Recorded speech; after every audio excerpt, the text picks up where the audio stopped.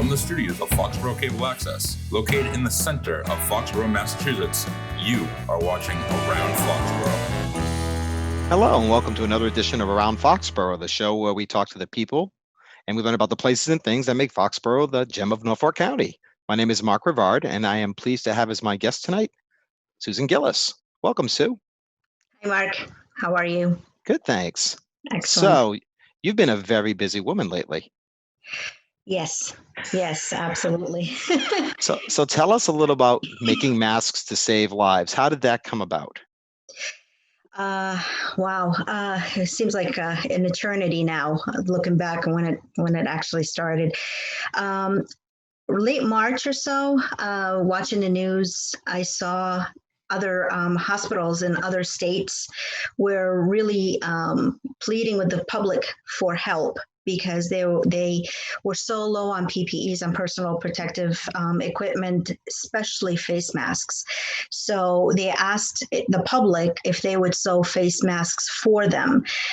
They put out a video and a pattern and some CDC guidelines on how to make these masks for them. And the response was really great for them. So it kind of got me wondering if we're going to, here in Massachusetts, we weren't where they were, yet, but it made me wonder if that's where we're going to be. So I talked to some nurses locally, and they said that they were already experiencing a huge shortage of PPEs here, specifically face masks, and horror story after horror story, and what they were trying to do just to make do with what they had. So I felt I'm pretty darn helpless, just like everybody else. During this whole pandemic, and I just felt I needed to do something so I don't lose my mind or my sanity. So I put a small post on Foxborough discussion. Bob, actually it was Bob's, it was my husband's Facebook page, because I wasn't even on Facebook at all up until then. I stayed away from Facebook out of necessity. I'm not anymore, And I just basically asked for people to help. I explained the situation. I explained what I was hearing from nurses and the medical community here in Massachusetts, and I knew it was just going to get much worse as as we started getting closer to our apex. So I basically got a tremendous amount of response. It was unbelievable. People wanted to help. Sewing masks, making masks, and donating them to those on the front lines and those in the medical community, first responders, and everybody who's at a higher risk for contracting this virus. So as it kind of, grew, people were donating their time, their fabric, elastic.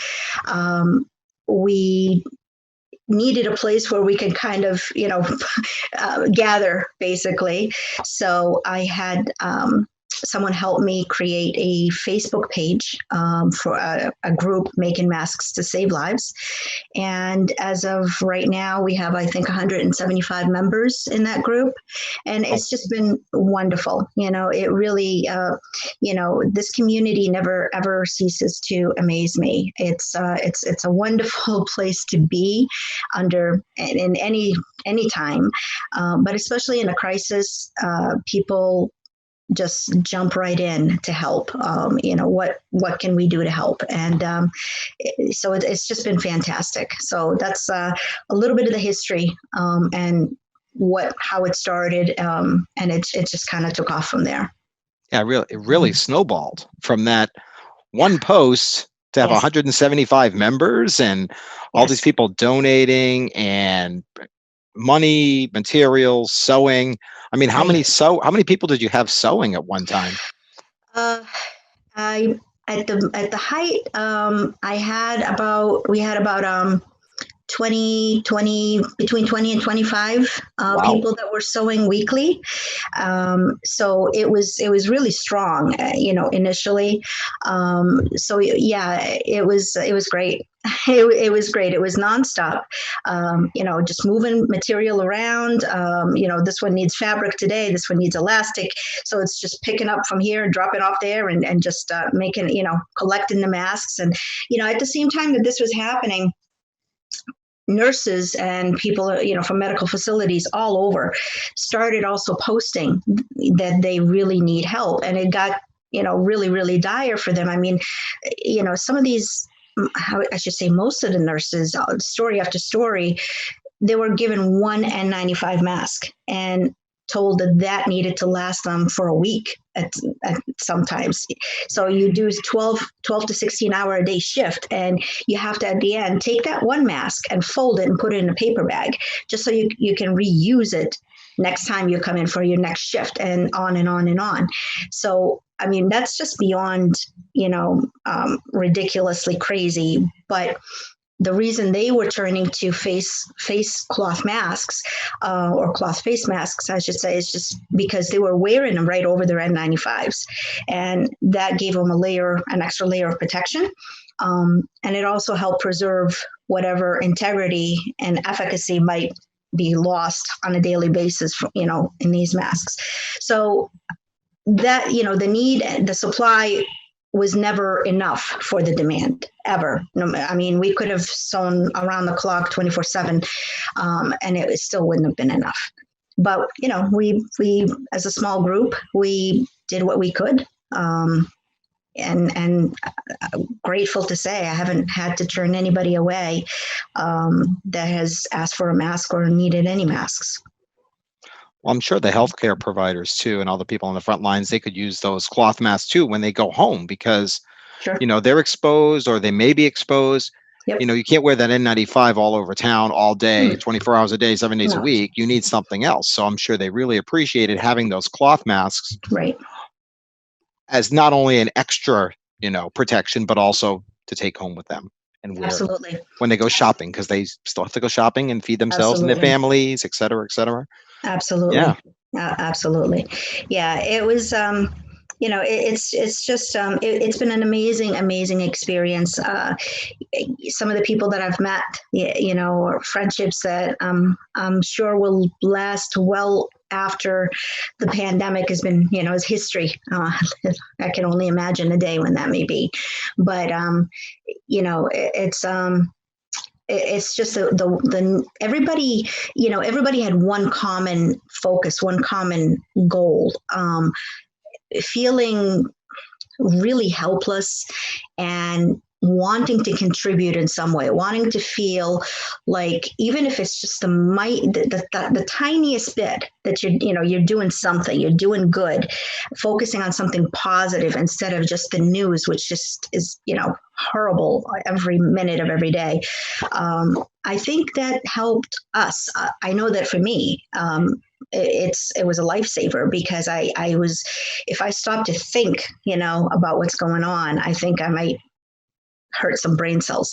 So, so this has been really, really good. It's been functional therapy, and it's been, and we're, helping in whatever way we can. That's great. And, there's only so much Netflix you can watch, right? Right? Yes. Agreed. And that's what's great about this community and this town, is that everybody always wants to step up when there's something that happens. People are the first ones to say, what can I do? And it makes it so great that you had a chance to not only, come up with that idea, but to get so many people involved. And people were, I'm sure, very happy to be involved and to do something so important than helping our frontline workers, our essential workers, so to speak.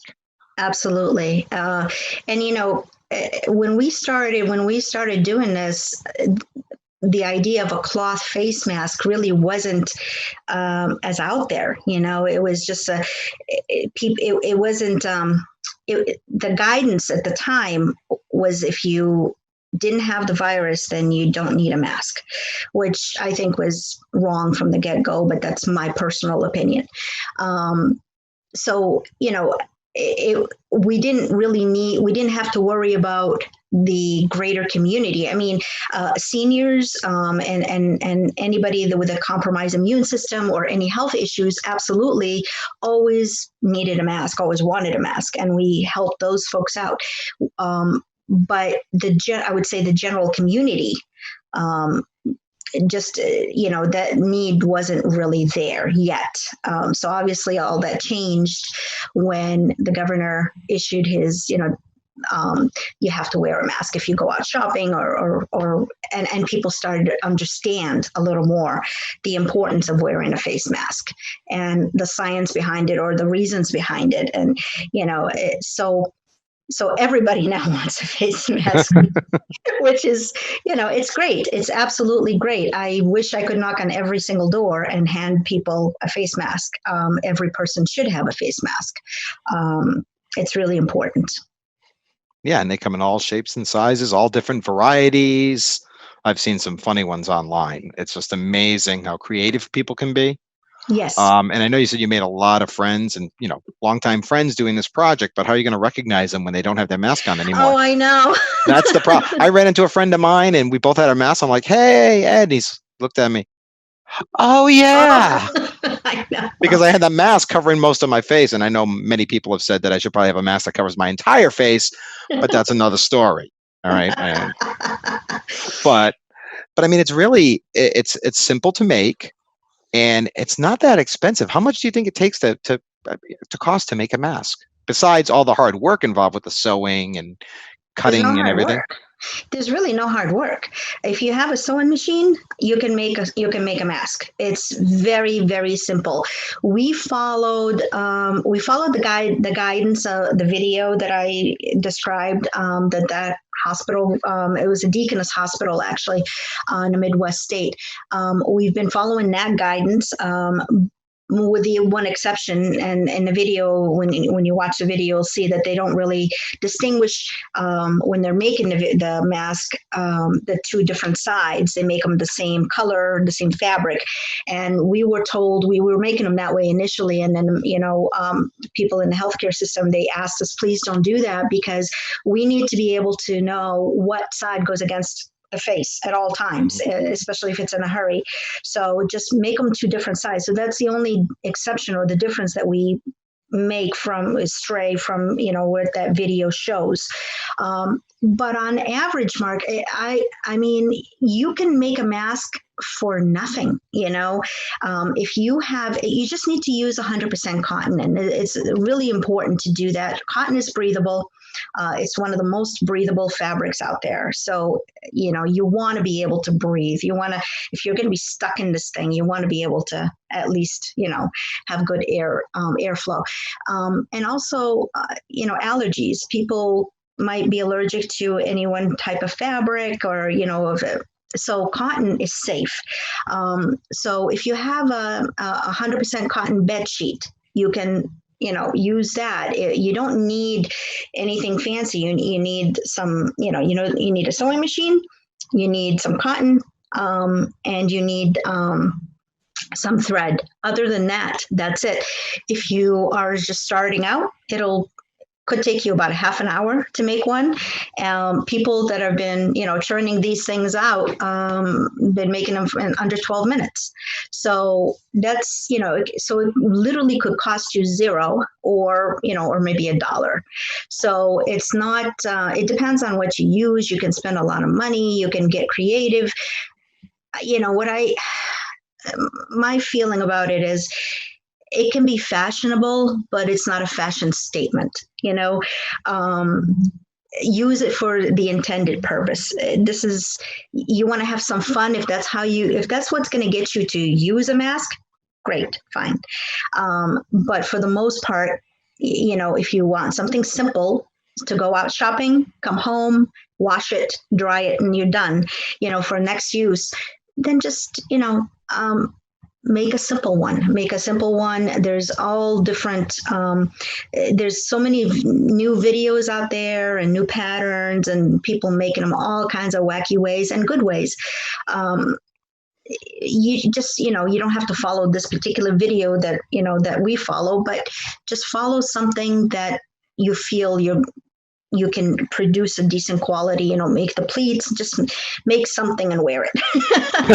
So, you don't have to make as many masks as we did. You know what I mean? Just, you just try to focus on just masks for you and your family. Speaking of that, how many masks do you think you've created, your group? Well, in the you have beginning, to guess. Yeah, well, I did. I started keeping count. Unfortunately, not from the very get-go, because it was just crazy. It was coming at me so fast. But to date, from when I started keeping count, which I believe was around April 5th or so, or maybe a little later, 2,700. Wow, 2,700 masks made and donated. Yeah. Yeah. I know you said that you have all these different people sewing in their homes and putting these together. I just had this thought from my high school days of my old typing lab, and I could just see a bunch of sewing machines going in unison and hearing that noise, but it's on 2,700 masks. That's incredible. I know. That's incredible. And it's just, it's the list of, those that we donated to is really long. And I'm very proud of it. I'm very happy about it. I keep posting on making masks, as much as I can. I'm still trying to get this Facebook thing down. It's still, it gets the better of me sometimes. And sometimes I forget. It's like, oh, wait, I need to post something, It's just not it's not part of my DNA yet. Like it is, say, you or Bob, but, but I dabble on Facebook. I know. A tad, just a tad. A little bit. Well, you're a good teacher. We can all learn from you, though. Yeah. But I mean, so right now, some of the effort, some of the people that were helping, obviously have dwindled down a little bit, and that's to be expected. It's understandable. People have lives that they need to go back to, or maybe work, and some people, stopped and now they're selling them, or they're whatever they're doing. I've appreciated every single mask anybody has ever made for this project. So I really need people to sew. That's right now is our biggest, I would say, obstacle. I have now, I want to say maybe about 6 or 7 people that are diligently still sewing every week. I got my mom and my uncle sewing. It's great. It gives them something to do. So they're cooped up. That gives them something to do, and it's to benefit a great cause. But I could definitely use more sewers. People have been, like I said, wonderful. They've been, donating fabric or donating elastic, donating money. And, the Foxborough JCs were kind enough to support the project. And, they accept all the money donations for us. So we don't have to worry about that piece of it. But I need, the irreplaceable piece of this that's going to keep this wheel turning, people to sew. Especially where, the need has kind of shifted just a little bit right now, where, like I was explaining earlier, it was heavy, in the medical community, first responders, now it's kind of reversed a little, because people need masks, like I said, to go food shopping or to go to work or to do much of anything. So if you're out of work and you have a large family, or you have even if you only have, 2 or 3 people in your household, that could be tough to buy masks for those 2 or 3 people. Some people are, selling them pretty high out there. And there are people, God bless them, in the community that have been sewing every week and donating them, directly to the community. And that's wonderful. But they, I would love to really focus an effort while still supplying the need in, to the frontliners, also have a component now where we're sewing, and we do this mask, large giveaway, basically, to, if you need a mask, show up, get a mask, for kids, for adults, for everybody. So where can people contact you? Is the best way through the Facebook group? They want to get Um, involved, sewing, etc. Yes. Help make masks at gmail.com is our email address. And also Making Masks to Save Lives is a Facebook group.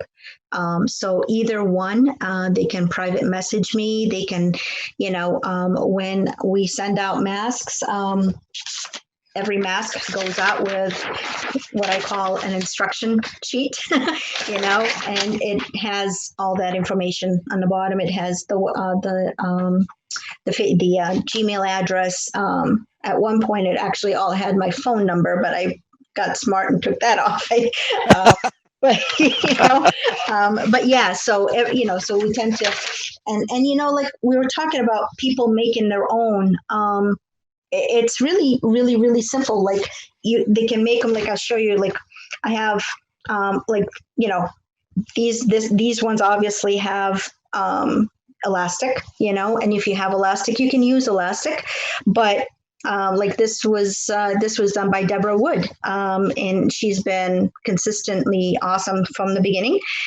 This one was done by Sandy Daniels, and this one she made it with t-shirts. So these are ties, of flexible ties, adjustable ties. So you don't need elastic to make a mask. These are soft and nice, and like I said, it works like a charm. Let's see, Eileen Fitzpatrick, she makes these ones, and she makes them with actual, long ties. These are great for people that do want to wear them over a mask, or just if they want something adjustable. Some people have hearing aids, so they don't really want another elastic. And see, they can be very fashionable as well. Sandy Lightbody makes these ones, and you mean like this? Yes, exactly like that one. Exactly. Yeah, I should mention before we move on to your other project. Also Susan Gillis, like myself, is a Foxborough JC, and we had a little side project that the JC sponsored to make sure that all the JCs, their families, our senators across the country could get masks, and that was awesome. And so I have mine. Yes, the special JC masks. I told you I needed a bigger one, but that's another story. Do you? I don't know. I've been told. Okay. But anyways, all right, so I'll get you a bigger one. But not even just doing all that, because that's a lot of work that you did with the whole making masks and getting all these people involved, 175 people. But you have another project going on. Do you want to talk about that one? Yes, really quickly. I'm very excited about that one because it's uplifting. Not that the making masks is not. It's just so it's a thank you card. It's a thank you video on behalf of the town, or on behalf of specifically anyone that would like to participate from the town, whether they work in the town or live in the town. Working with the great folks at Foxborough Cable Access. I love those guys so much. Aren't they great? Yes, they're magicians. So basically, we're looking for everybody to thank someone. Just to thank not just the frontliners and the first responders, but anybody that's out there that's been putting themselves on the line every single day to make our life kind of still function day in and day out. You think of you think what comes to mind is, the grocery clerks and delivery personnel, the mail person, all of these people. But in addition to that too, the teachers, the kids who are sacrificing, and they don't even understand what the heck they're sacrificing. Mom and dad who are now teachers and parents and God knows what else, all at once, while still trying to put food on the table. So just, either say something, thank whoever you can think of, or if you are a frontliner or first responder, say, maybe an uplifting quote, something that we're all in this together. And I think hearing people say that is it's uplifting. So, take a selfie, make a sign, a poster, write a note and read it out loud, a 10 or a 30-second clip, and send it to Foxborough, the short spelling, says thank you @gmail.com. And as soon as I get enough submissions, they're going to go to Michael Weber and Cable Access, and he and his team will turn it into a thank you card video, and I'm hoping that we can put it on the JC's website and the town's website, and we're really anywhere and everywhere on behalf of Foxborough to say thank you to everybody that's been in the middle of this. Wow, that's great. That is awesome. And I hope you get a lot of submissions. I do too. Yeah, because that'll be that. We need this. Yes, there was a thing in Jerry. She wrote an article about it. It's in the Foxborough Reporter this week, and it came out great. So yeah, we're starting to see little drips and drabs. And Bailey Collins has also been helping me. She went out videotaping this past weekend. So we're trying. We're trying to pull something together that hopefully will make everybody feel good. Well, knowing this community, I'm sure we'll get something really great. Because everybody's going to be willing to chip in. Yes, absolutely. I totally agree. Well, thank you very much, Sue, for joining us today. Awesome projects, great job, and it's people like you that make this community great, because you come up with these ideas, get everybody involved, and it's just something that's so important, especially what we're going through now. So thank you very much.